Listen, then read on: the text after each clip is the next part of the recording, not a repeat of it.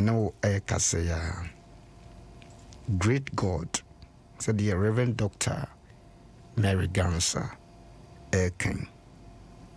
Reverend Doctor, my good morning, Mary Gansa. And I know pencils.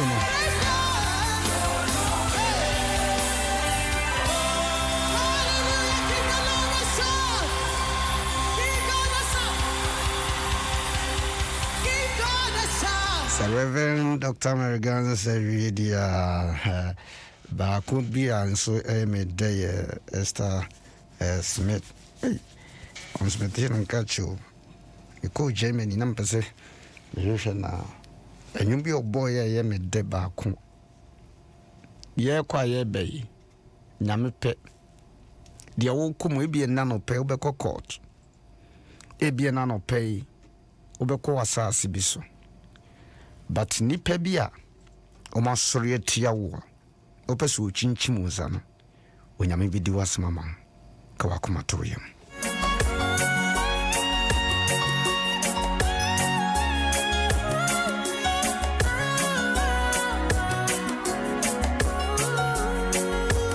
odo yentino oboni fone chichra na wasanyo sora mi famu nyina me me free ni name wonso dia unamuno obetumi yi wa free ni name ka wasam trono kwa no bedi wasama mamu odo yenti so boni for no chitra na wasani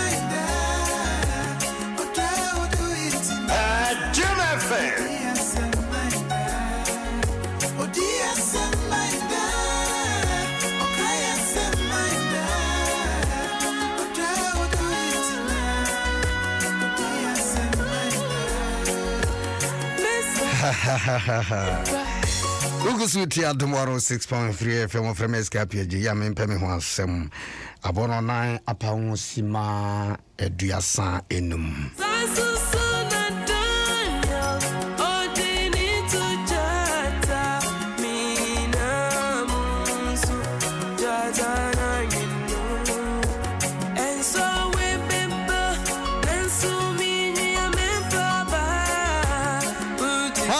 so as of my memory about the for ba Mrs. Satu now when you dear I Jesus Christ TRC dear mense me hoye mpacho sima ba ko yemon paye na de na media to yakoma so no yandwendwene ho kakra na sima islam ora yesu anopa insu yeda wase asedam kuto ne yedemman ya hoden no papa ye bompa ye page dwumade be wanim ovura mesrese wa ba fa dwumade nyina no mu se waso mrase eja ye fafa ba wanim mesrese urade tenase na mountain wo sreso wa tene fa ne mu sesu bonten wa de kasafa no manya mfasode ma atifo ne de nwunyam sha ma odin yeda wase sa wo kan ye ho asedam kan odin o Yesu Kristo din mu de ya bompa ye amen. Amen. Say wo Bible bell na say o phone so na ben wa any technology into bibia no aba phone so any pad ni bibia so o pad ni bibia tablet ni so say Bible so ebeboa ye nyina pese ye behene bosome September mu na ode adwene bi to utrim na ebeboa Yesu ye bi okenkan Matthew asem papa Matthew chapter 21 Matthew asem papa tie aduonu ba ko hono mo a chichimu a aduonu miensa e pachre chichimu a 23 Matthew chapter 21 verse 23 na wodru asori fie na ochrekere no asofo ene oman no mu empanimfo eba ne nchen beka se tumi ben ena wodiye nioma yi na hwan ena omao sa tumi aduonu nan na Yesu ebuase won se menso mimbisamo ensem baako asem baako ase muimiano a menso meka tumi a mede meye nneoma yi machiremo na Yohane osuboni no ofrihen eyokusa ofri soro anase ofri nipa na osusu won emu entina ya na nse dru bia eye de wuta kwase na se bia ni ma we ne na de bi se tu agina tom ko agina no no mususu wo mu se ye ka se ofri soro obesi yense adenti na monyeno eni na se yakoka se ofrini panso a baby bi wo ho enti asam bia making kan wo se empanimfo no enim guase ye be wura bosum we mu enkofo bia no be guase awo anim amen Yesu na ye ni nyame dwuma ana o kyerɛkyerɛ nyamesɛm falasifo ya tenasia mpanimfo bi atamfo bi atenasia se enieme nyame nam no so wo ye no akwan bi on bepa on be sini Yesu said you want to be mpon kasa the best silence no say Yesu preachia ni atotona no hasan ka o kan say kwa mukeka bi kira na no na fa mafa kwan bi aso say de be ne say so mama ya na duru bi ya o nyamesem ka na o ma kone nchen say Yesu ya ba o nchen say pese bi se wasem o man ho kwan mumi same tumi be na de kasa ha na mpasa pan hu nyina ha na gina tumi be na de kasa tie kwahyen Yesu di ma om osumi mi so ase wan san eduru bi ania ni bro caution to caution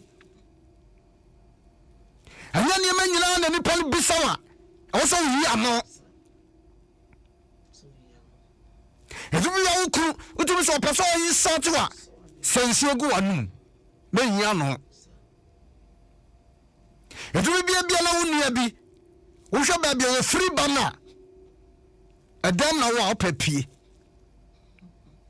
na ba gem from our bontin ba Yesu de won pie wan sensi ongu anum do motoma no wa ansan And you're question to question.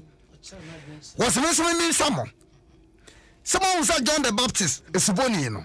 No, a year, Juma. Honor him no free. Now for more question, 2 questions, said young Shania Cassette, will free Sra, or Becca said, any other. What man, Joma, my yes. It will be a Nipana bone channel, what dream be what draw for her. But you don't know.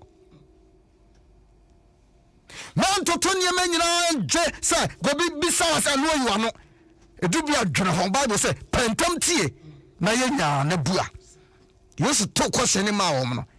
I feel no mood or monk, or come to boom, almost your cousin, you want your Becca and your cousins on your Becca and some, no from baby fire. Yes, brave sister.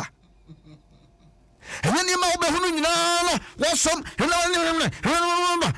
you beside, hey, Nakaya, you will have corner, Beman, and then I come, no, and you money boo up to Boissy. Ayua, and then you man, no. It will be a question to question. A building baby, I'm from a dear Druha. So, my family also in a telephone being so very ready.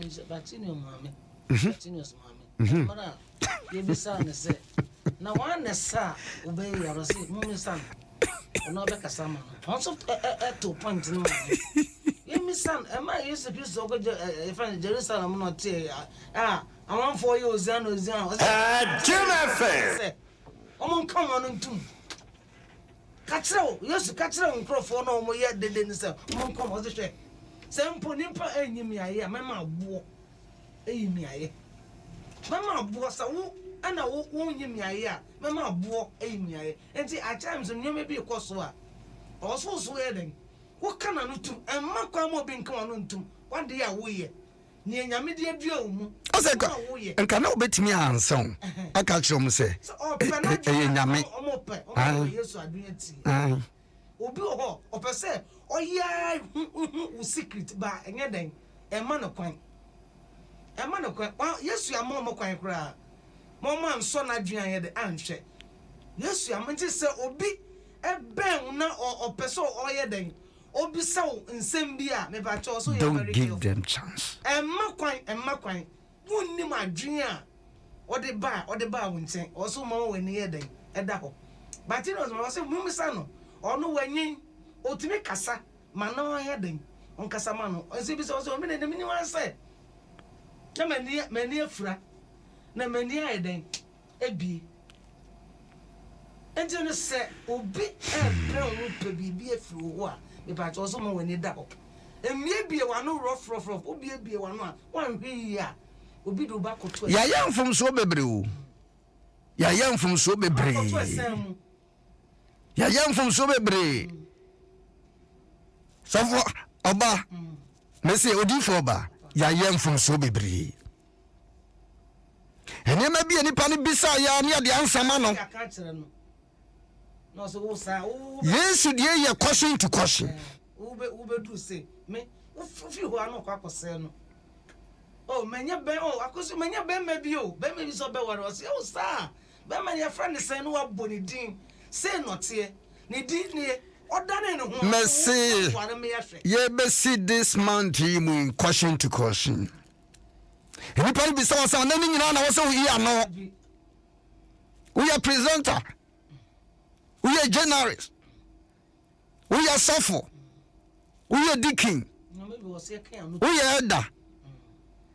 And you may be on one may say, what more question is to say, to me now the casano, a hen free. What more say I want himself? A yaman, I Yesu. There's a more panadriate actually. I'm up a baby free no, I'm the generous why I am bonnet. Yaya from Sobebro. Oh, baby, every no, dears, Edgenas, I am a bonnet. I saw it, Siam. Maybe I say, let me Mr. Me. And some you one I can't. Young Comodio, and Yanni Papa, womo osi empanifo no enim guase tell us that na just say womo gada dwene kwan mbefa so a ya fa ne ha ya penesi na bo ye ni say ya nyano ya de enti yenko ne yemisam na so bomodin koka say 2 minutes free Awurade anansa den a yenya bibia ye. Oh Jesus. Okoya yes is here about see question am some question back up here. Hey this will be some back or two back on my own almost your 2 agent number. No more question about say you can see ya one shall be can see and you can see so hey ya muje jina na fi hey me say nkofu bia ni beguase. Amen. Next month yesimu month of delivery aya de wo ba nya banko wobetimi awu akwanti wobetimi awu enepa bia waware wajuma wonkoso ha divo ba bompaye ma obi biara wotie na no pay they want me antimpo area singina so tie free Canada, Germany, Holland, United States of America baby a wo bia no in the name of Jesus. Ya biso bi enu masem ma urade wakrama odi authority na ya bompa ya urade wona o ya de ya bompa ya Yesu Kristo ye yisa nkonua ne firi ho in the name of Jesus. Jesus. Yesu Kristo dim obi akodin koma kire ne nua bi na nadamfo bi mo de authority na urade san nkonua na abeto no so no ye bompa ya eyi firi no so ewo Yesu Kristo dim so obi ne obi edi nkomo na akoya kwansidie di amana sa kwansidie na abeto nanim no ye bompa ye eyi firi ho ewo Yesu Kristo dim so obi akodi nkomo akire ne nua na wasore tia na Awurade ma sore tia no ena ne kwase asam entia na nkasa ewo Yesu Kristo dim Awurade so obi akodi nkomo na adane akwansidie bi amano a Awurade ye bompa ye sa de ye yifiri ho ewo Yesu Kristo dim Awurade ade nyina mu no ubamu a ewie peye honhom konkron yesre ma yenyansa ne nimdi a obi bi se yasaba betimi ayden Yesu yakosen no no nye ye mu kwan no ninkunim Awurade me ninkunim ade nyina mu me yesen kunimdifo ne ade anyonyam sama odin ya jewudi baba ya jewudi enmi so oba ye sama ye e wonyame agya oba honhom konkron din mu ene ye bompaye Amen. Maybe my home and mount but answer no Nameya Domo China Community 4 Central Assemblies of God revive a free Ukuyada Yawada Ifiada di Kosi Nikosiada Sono Anopa any enumere Ti Nameya Domo ene Reverend Butcher say what in the that one of the powerful man of God Reverend Emmanuel Kwasi Ofori atonen sa freno nti nyame ya domo a china no plano powerful man of God brana eneni medi hyiemu na ka wasam kire Awurade wono so na numu asam ebeya adwuma me kan se wo hye me nkombi me hia na nyame ya domo a na me bedi nkomo nti mesrew obeba community 4 anopa no fa ho be hyemu bi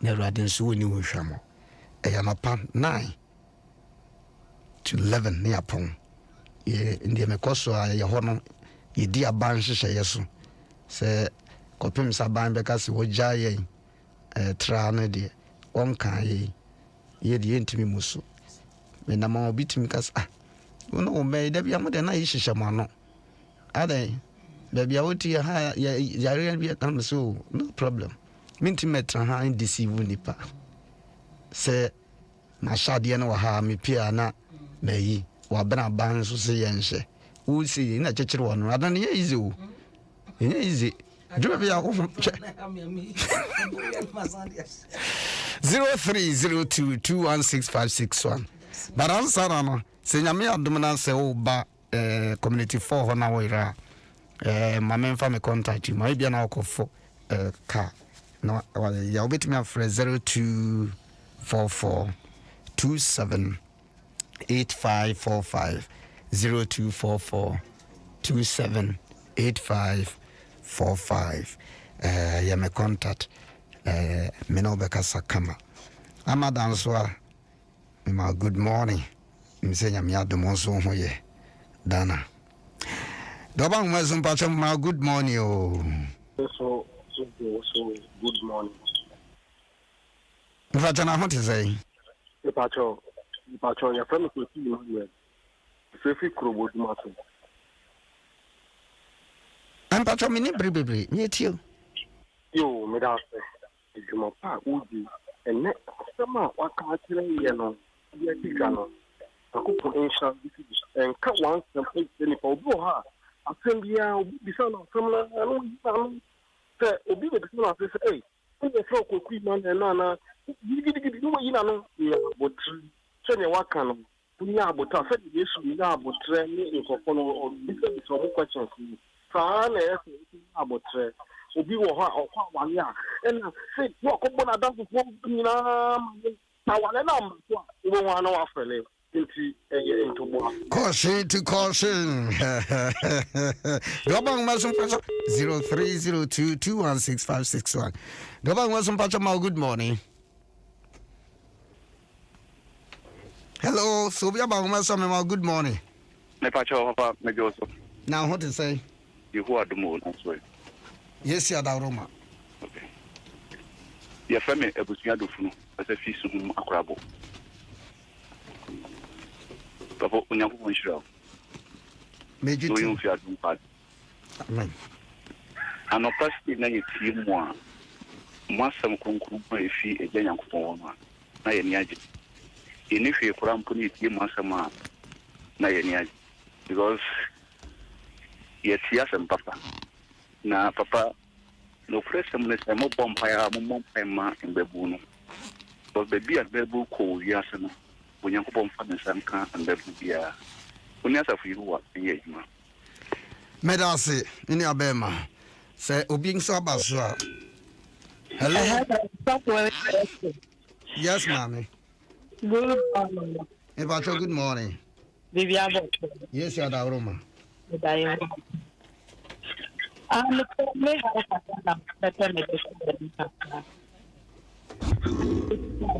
Number 2 I'm no can say. Oh, okay. Oh, yeah, for boko dear. Yeah, what? Okay. Say, Abia program. Minimum time to fight. Oh, the sunshine and something we are going to transform. Now, so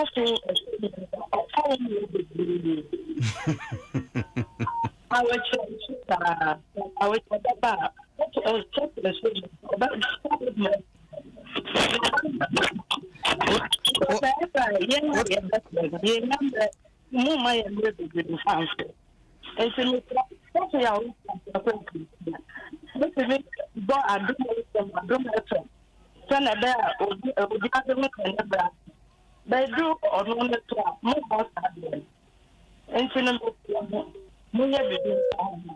me passionate nyame asem ndi se ohiti sane dru bia na me dru ha say on time pepe but anyashe to aba was for good morning ja Kofi na what to say woko na mo yes Adom asunje nkan ibi nkan so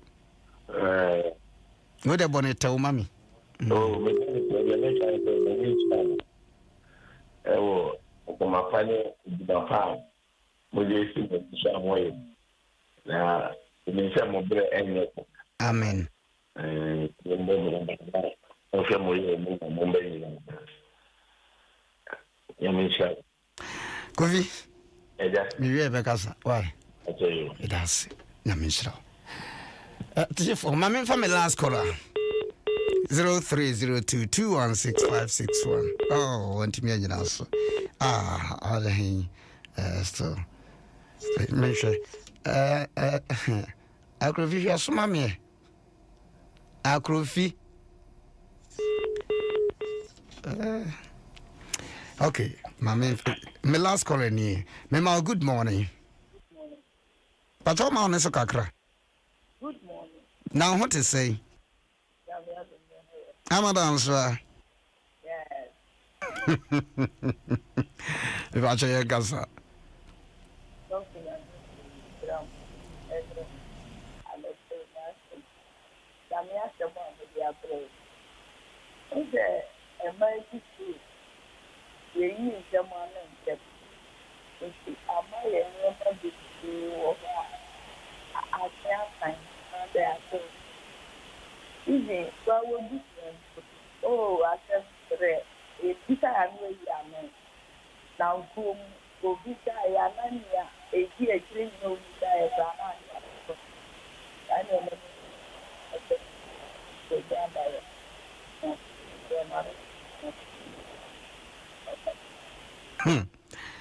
Ama, Nansame Dasi, Adom 106.3 na witi. Me sorry so. Na answer na me sorry so no. Na Obekoso anwati Adom, keep on listening to Adom 106.3 FM. Na obeyin shira kase pa. Agrofi me Dasi. Sana odi 4 ba so tie nka. Na me inshira yo nya me inshira. So for atedru hadada.